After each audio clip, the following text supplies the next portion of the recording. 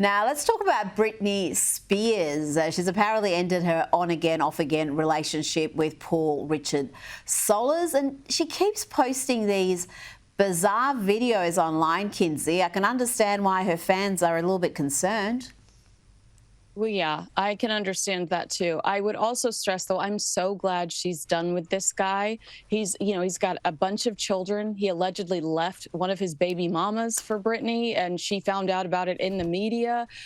He was her employee. I think he was like a fix-it man around her mansion. And she said, "Hey, you want to be my boyfriend?" I don't really feel like that's the right way to go, especially immediately after a divorce. Rita, this woman needs a friend. She needs some help. And this guy, I think I'm so glad he's gone, because to me, he was clearly an opportunist and a leech. Well, she seems to have a lot of leeches around her. It's very sad because she doesn't have contact with, I think, so many of her family members, including her boys, her own children.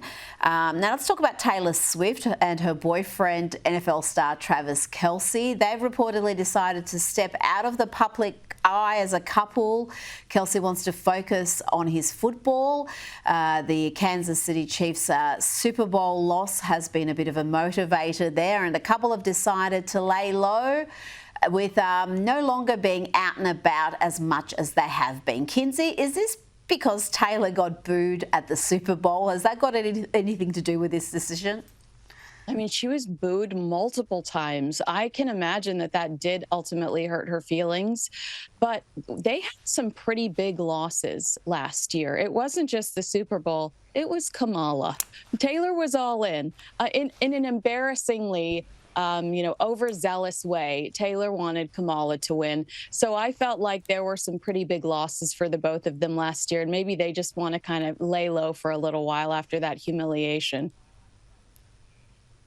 Well, also the arrogance of her getting involved, because it has never really worked for her. I remember she got involved a few years back with a local race in Tennessee, where she's from. That's her home state. And even there, it was completely ineffective. It's certainly the Republicans she was campaigning against won very comfortably. So you would think she'd learn from that and stick to what she's good at instead of alienating a portion of her fan base. Kinsey Schofield, it's always a pleasure. Thanks for your time tonight.